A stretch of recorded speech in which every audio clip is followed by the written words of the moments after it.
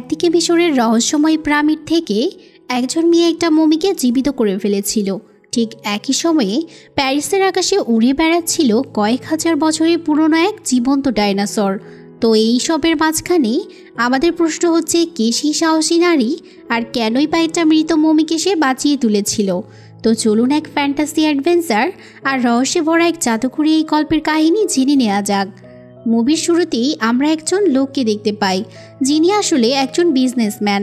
লোকটি তার একটি ডিল শেষ করে বাড়িতেই ফিরছিলেন, কিন্তু হঠাৎ মাঝপথে তার মনে পড়ে যায় তার তো আরও একটি কাজ বাকি ছিল। তখন তিনি একটা মূর্তির পাশে দাঁড়িয়ে নিজের কাজগুলো করতে শুরু করেন। ঠিক তখনই একটা বাড়ি থেকে আলো বের হয়ে চারপাশে ছড়িয়ে পড়ে। অদ্ভুত সেই আলো কোনো সাধারণ কোনো আলো ছিল না, এ ছিল কোনো ম্যাজিক্যাল আলো। আলোটা দেখেই লোকটা ভীষণ ভয় পেয়ে সেখান থেকে পালাতে শুরু করে। এই আলোটা আসছিল জোসেফ নামের একজন সায়েন্টিস্টের বাড়ি থেকে। জোসেফ একজন বিজ্ঞানী, যিনি মাত্র 16 বছরে তার পদার্থবিজ্ঞানের ডিগ্রি শেষ করেছিলেন। তিনি বিশ্বাস করতেন মৃত্যু মানেই সব কিছু শেষ নয়, মৃত্যুর পরেও জীবন থাকতে পারে। বহু বছর ধরে এসব নিয়েই তিনি গবেষণা করছিলেন। এরপর দৃশ্যটা বদলে গিয়ে একটা জাদুঘর দেখানো হয়। সেখানে 5000 বছরের একটা পুরনো বিশাল আকৃতির ডিম দেখানো হচ্ছিল। একসময় সেই ডিমটি হঠাৎ করেই ফেটে যায় আর ভেতর থেকে একটা ড্রাগন বেরিয়ে আসে। ড্রাগনটা দেখতে ছিল বেশ ভয়ঙ্কর।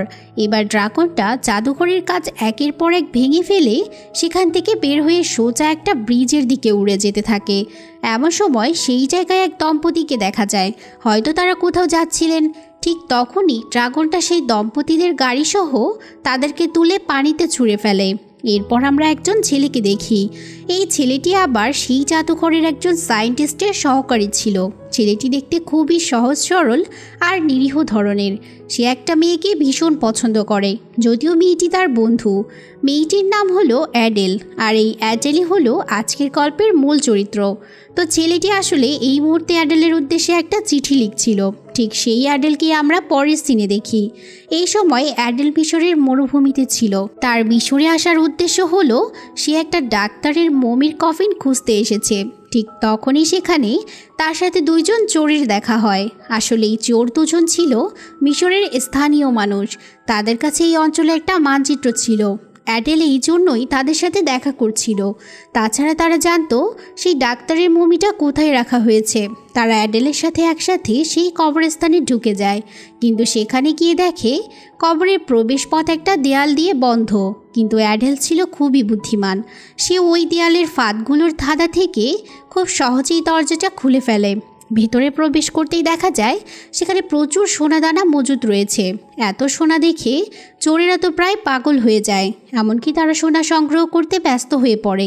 কিন্তু অ্যাডেলের এসবের প্রতি কোনো ইন্টারেস্ট ছিল না। সে নিজের আসল উদ্দেশ্য খুঁজে পায়, অর্থাৎ ডাক্তারের কফিন। এদিকে চোরেরা যখন সেখানে ধন সম্পদ লুটে নিতে শুরু করে, অ্যাডেল তাদের বারবার নিষেধ করছিল। হঠাৎ তখন সেই সোনাদানাগুলো ওই চোরগুলোর গলা আটকে ধরে, আর চোখের নিমেষেই দামি দামি হীরা জহরত নিয়ে একটা গভীর খাদের মধ্যে পড়ে যায়। আর এভাবেই রহস্যজনকভাবে তাদের সেখানে মৃত্যু ঘটে। এরপর অ্যাডেল তার সঙ্গীদের বলে ডাক্তারের কফিনটা খুলতে। কফিন খোলার পর দেখা যায় ভেতরে আছে একটা বহু বছরের পুরাতন মমি। অ্যাডেল মমিটা ভালো করে খুঁটিয়ে দেখে নিশ্চিত হয় যে সে যাকে খুঁজতে এসেছিল এটা সেই ডাক্তারেরই মমি। ঠিক তখনই সেখানে হাজির হয় একজন প্রফেসর। অবশ্য লোকটি একই সাথে একজন পুলিশও। তিনি অ্যাডেলকে দেখে বলেন, আপনার মতো অভিজ্ঞ এবং নামকরা সাংবাদিক এখানে কি করছে? উত্তরে অ্যাডেল জানায়, এই ডাক্তারটি অসাধারণ একজন মানুষ ছিলেন, আমাকে তার মমি সঙ্গে নিয়ে যেতে হবে। তখন প্রফেসর প্রশ্ন করে, তুমি কি মানবজাতির চিকিৎসা করতে চাও এই 1000 বছরে মরে যাওয়া ডাক্তারের সাহায্যে? অ্যাডেল বলে, না, মানবজাতির জন্য নয়, আমার বোনের জন্য। আমার বোন ভীষণ অসুস্থ, আর তাকে সারানোর কোনো উপায় আজ পর্যন্ত কেউ খুঁজে পায়নি। এসব শুনে প্রফেসর আবারও বলে, তুমি আসলে পাগলের মতো এসব কি বলছো? তুমি কি বুঝতে পারছো না? এটা তো মৃত একজন মানুষের মমি। একজন মমি কিভাবে কাউকে সারাতে পারে? তখন অ্যাডেল ব্যঙ্গ করে উত্তর দেয়, হ্যাঁ, আমি জানি সে মৃত। প্রফেসর তখন বলে, তাহলে তুমি তাকে জীবিত করবে কিভাবে? অ্যাডেল উত্তর দেয়, প্রফেসর জোসেফ আছেন না, তিনি তো একজন বিখ্যাত বিজ্ঞানী। সেই এই মমিকে জীবিত করে তুলবেন, কারণ তার কাছে এমনই অসাধারণ ক্ষমতা রয়েছে। সেই যে কোনো মৃত মানুষকে আবার জীবিত করে তুলতে পারেন। প্রফেসর অ্যাডেলকে আবারও বলে, আমি তাকে চিনি, কিন্তু এখন সে কিভাবে এই মমিকে জীবিত করবে? সেই সায়েন্টিস্ট তো অনেক বয়স্ক হয়ে গিয়েছে, আর মমিকে জীবিত করতে গিয়ে সে নিজেই তো মারা যেতে পারে। এই কথা বলেই প্রফেসর তার অধীনে থাকা পুলিশকে নির্দেশ দেন অ্যাডেলকে এখনই গ্রেফতার করার জন্য, কারণ অ্যাডেল কোনো অনুমতি ছাড়াই এখানে প্রবেশ করেছে, যা আইন বিরুদ্ধ। কিন্তু অ্যাডেল ছিল অসাধারণ বুদ্ধিমতী ও চতুর একজন তরুণী। সে প্রফেসরকে কাফনে মোড়ানোর জন্য একটা যন্ত্রের মধ্যে ধাক্কা দিয়ে ফেলে দেয়, আর বাকিদের তার কাছে আসা থেকে আটকানোর জন্য সে আগুন জ্বালিয়ে দিয়ে সবাইকে ফাঁকি দিয়ে মমিটিকে জলপথে নিয়ে সেখান থেকে পালিয়ে আসে। এদিকে সেই বিজনেসম্যানকে ধরে এনে পুলিশের সামনে হাজির করা হয়েছে, যাকে আমরা মুভির একদম শুরুতে দেখেছিলাম। পুলিশ তাকে জিজ্ঞেস করে গতরাতে আসলে ঘটেছিলটা কি। ব্যবসায়ী বলে, আমি একটা ড্রাগনকে দেখেছি, তবে তার আগে প্রথমে আমি এক ধরনের আলো দেখেছিলাম, তারপরে একটা বিশাল ড্রাগন উড়ে আসছিল। কিন্তু পুলিশরা তার কথা বিশ্বাসই করে না, কারণ তারা মনে করে ব্যবসায়ী হয়তো তখন নেশাগ্রস্ত ছিল। তারা ধরেই নেয় লোকটি হয়তো মদ খেয়ে এসব আজে বাজে কথা বলছে। তাই এই ব্যবসায়ীকে গ্রেফতার করে থানায় আটকে রাখা হয়। এরপর সমস্ত পুলিশ সদস্যরা সিদ্ধান্ত নেয় এই ঘটনাটা তারা গোপন রাখবে। তারা চায় না এই খবর জনসাধারণের কাছে পৌঁছাক, কারণ মানুষ যদি জানতে পারে শহরের আকাশে ড্রাগন উড়ছে, তাহলে সবাই আতঙ্কে ভেঙে পড়বে। কিন্তু পরের দিনই একটা সংবাদপত্রের রিপোর্টে ছাপা হয় যে শহরের আকাশে কিছু একটা উড়তে দেখা গিয়েছে, আর এটা হলো সেই ড্রাগন যে ইতিমধ্যে অনেক মানুষকে মেরে ফেলেছিল। যখন শহরের প্রেসিডেন্ট এই খবরটি জানতে পারেন, তখন তিনি বিষয়টি খতিয়ে দেখার নির্দেশ দেন। তিনি এই দায়িত্ব তুলে দেন একজন উচ্চপদস্থ কর্মকর্তার হাতে। তাকে স্পষ্টভাবে বলা হয়, তোমার হাতে মাত্র 24 ঘন্টাই সময় আছে, এর মধ্যেই ড্রাগনের ব্যাপারে সব কিছু খুঁজে বের করতে হবে। এর পরের সিনে আমরা সেই জাদুঘরটি দেখি যেখানে ডিমটি ফেটেছিল। সেখানে একজন সায়েন্টিস্টের সাথে ছিল সেই সহকারী যে অ্যাডেলকে পছন্দ করে। তারা ডিমটি ভালোভাবে পর্যবেক্ষণ করতে গিয়ে ধারণা করছিল ডিমটি থেকে সম্ভবত একটি পাখির মতো কোনো প্রাণী বের হয়ে গেছে। এদিকে পুলিশ এসে তদন্ত শুরু করে এবং এই টিম নিয়ে সায়েন্টিস্টদের কাছ থেকে তথ্য জানতে চায়। তারা জানায়, হ্যাঁ, আমরা ইতিমধ্যেই এটা নিয়ে গবেষণা করেছি, কিন্তু এখনও তেমন কিছুই পাইনি। তারপর পুলিশরা সেখান থেকে চলে যায়। পরবর্তী দৃশ্যে আমরা প্রফেসর জোসেফকে দেখতে পাই। ড্রাগনটি হঠাৎ উড়ে এসে তার বাড়িতে ঢুকে যায়। আসলে এই ড্রাগনটিকে সেই এক্সপেরিমেন্টের মাধ্যমে জীবিত করে তুলেছিল। এখান থেকে প্রফেসর আর ড্রাগনের এক অদ্ভুত সম্পর্কের কথা আমরা জানতে পারি। আসলে তাদের আত্মা একে অপরের সঙ্গে যুক্ত ছিল। এই যেমন প্রফেসর বা ড্রাগনটির কারো শরীরে যদি কিছু হয়, তাহলে অন্যজনেরও তাই হবে। তো ড্রাগনটি এই মুহূর্তে ভীষণ ক্ষুধার্ত ছিল। প্রফেসর ড্রাগনটিকে মাংস খাওয়াচ্ছিলেন। ঠিক তখনই পুলিশ তার বাড়িতে পৌঁছে যায়। প্রফেসর বুঝতে পেরেছিলেন পুলিশ চলে এসেছে, তাই সে দ্রুত ড্রাগনটিকে তার বাড়ির ভেতরে একটা পর্দার আড়ালে লুকিয়ে ফেলেন। এরপর পুলিশ অফিসার প্রফেসরের সঙ্গে কথা বলা শুরু করে। এর মধ্যেই একজন পুলিশ একটা ডিম দেখতে পেয়ে সেটা খেতে শুরু করে। ড্রাগনটা এতক্ষণ পর্দার আড়াল থেকে পুলিশদের পর্যবেক্ষণ করছিল। পুলিশের ডিম খাওয়া দেখে সে ভীষণ রেগে যায়, আর পর্দার আড়াল থেকে বেরিয়ে এসে তাকে আক্রমণ করে বসে। ফলে পুলিশ জেনে যায় ড্রাগনটি এখানেই আছে, আর সব কিছুর পেছনে দায়ী হলো এই প্রফেসর। তাই সঙ্গে সঙ্গে প্রফেসরকে গ্রেফতার করা হয়। এরপর দৃশ্য পাল্টে গিয়ে আমরা অ্যাডেলকে দেখি। অ্যাডেল এখন মিশর থেকে ফিরে এসেছিল তার নিজ বাড়িতে। তাছাড়া সে সঙ্গে করে সেই ডাক্তারের মমির কফিনটাও নিয়ে এসেছে। অ্যাডেল গাড়ি থেকে নেমে সরাসরি স্টেশন থেকে হাঁটতে হাঁটতে নিজের বাসায় ফিরে আসে। এখানে আমরা অ্যাডেলের অসুস্থ বোনকেও দেখতে পাই, যার অবস্থা সত্যিই ভীষণ খারাপ। সে কথা বলতে পারছে না, এমনকি খেতেও পারছে না। তার চেহারা একদম মমির মতোই লাগছিল, কারণ তার মাথার মধ্যে একটা হেয়ারপিন আটকে গিয়েছিল। ঠিক মাথার পেছন থেকে হেয়ারপিনটা কপাল দিয়ে বেরিয়ে এসেছে। এই কারণেই তার এই রকম অবস্থা। এদিকে অ্যাডেল তাকে অনেক জায়গায় চিকিৎসা করিয়েছেন, কিন্তু কেউই তাকে ভালো করতে পারেনি। আর সেই কারণেই সেই ডাক্তার মমিটিকে নিয়ে এসেছেন, যাতে মমিটাকে জীবিত করে তার বোনকে চিকিৎসা করাতে পারে। যাই হোক, অ্যাডেল বাড়ি ফিরেই সে দরজার নিচের জায়গাটা পরীক্ষা করে দেখে। সেখানে অনেকগুলো চিঠি তার জন্য অপেক্ষা করছে। এমনকি সেই সহকারী ছেলেটিও অ্যাডেলকে যেই চিঠি লিখেছিল তা রেখে যেতে এসেছিল। ঠিক তখনই অ্যাডেল দরজা খুলে চিঠিটা নিয়ে নেয় এবং বলে, আমি জানি এটা তুমি আমার জন্য এনেছো, আমি চিঠিটা পরে পড়ে দেখব। এরপর সে একটা পত্রিকা পড়ে। সেখানে লেখা ছিল প্রফেসর জোসেফকে খুব শীঘ্রই মৃত্যুদণ্ড দেওয়া হচ্ছে। এই খবর পড়ে অ্যাডেল ভীষণ চিন্তিত হয়ে পড়ে, কারণ মমিটাকে একমাত্র প্রফেসর জোসেফই জীবিত করতে পারবে। তাই অ্যাডেল সহকারীর কাছে জানতে চায় প্রফেসরের ফাঁসি কোথায় কার্যকর করা হচ্ছে। তখন সহকারী বলে পাশের জেলখানায়। এরপর ঠিকানা জেনে নিয়ে অ্যাডেল সরাসরি সেই জেলখানায় পৌঁছে যায়। তবে সে একজন আইনজীবীর ছদ্মবেশে প্রফেসর জোসেফের সঙ্গে দেখা করতে এসেছে। প্রফেসর তখন তাকে বলে, আমি একটা পুরনো ডিম থেকে ড্রাগনকে জীবিত করেছিলাম। তখন অ্যাডেল জানায়, আমার কাছে একজন মৃত ডাক্তার মমি আছে, তুমি কি তাকে জীবিত করতে পারবে?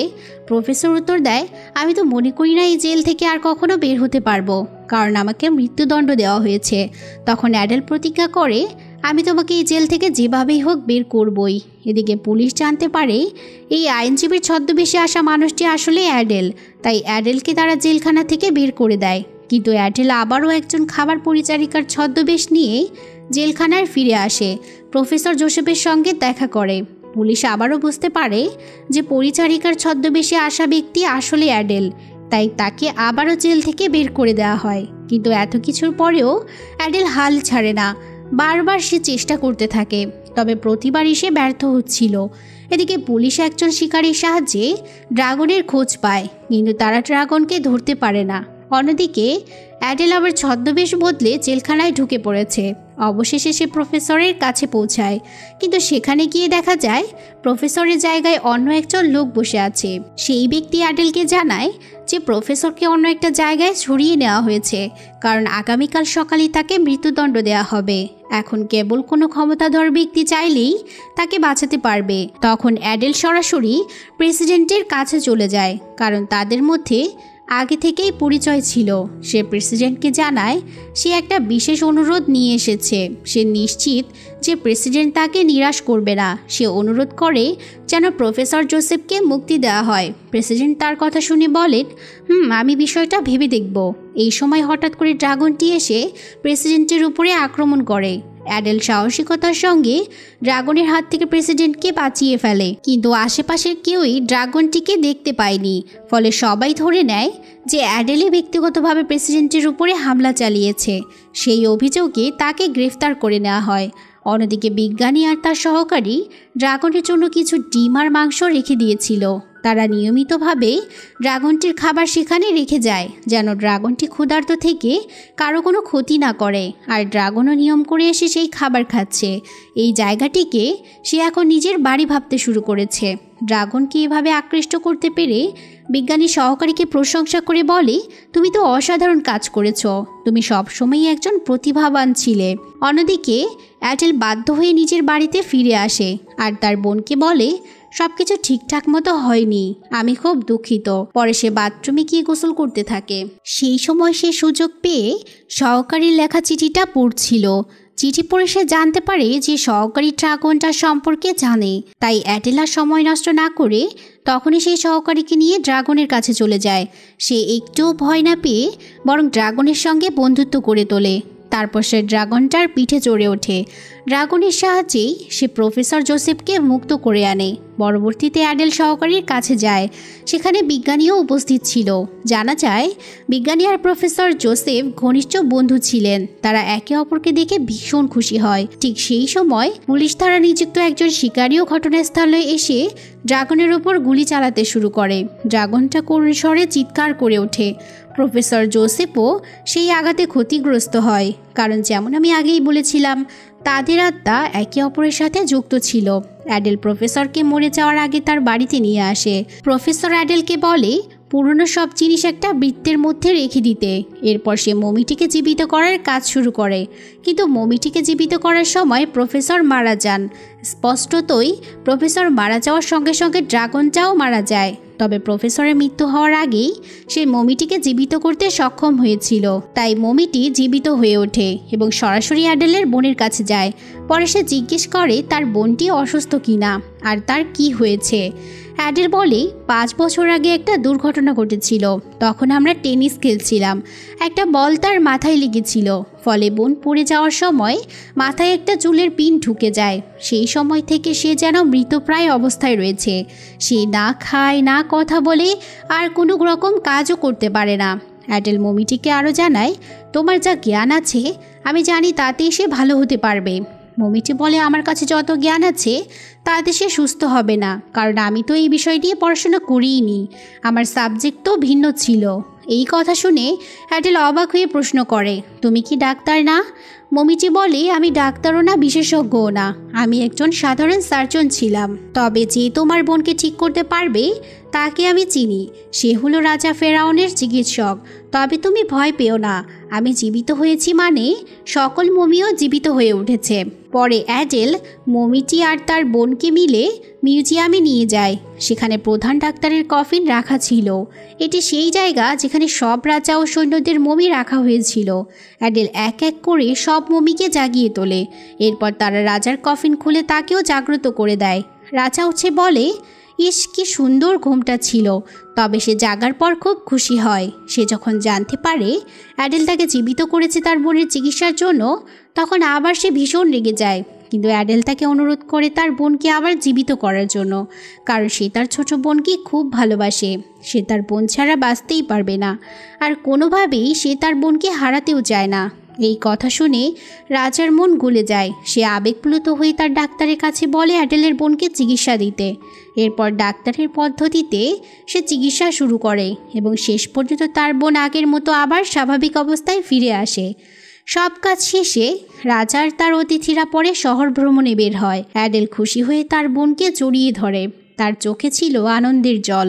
অন্যদিকে মমিরাও শহরে ঘুরে আনন্দ উপভোগ করছিল।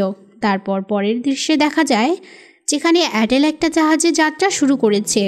এইভাবেই তার যাত্রা শুরুর মাধ্যমে এই মুভির সমাপ্তি ঘটে। তো এই ছিল অসাধারণ একটা গল্প, যদিও পুরোটা কাল্পনিক।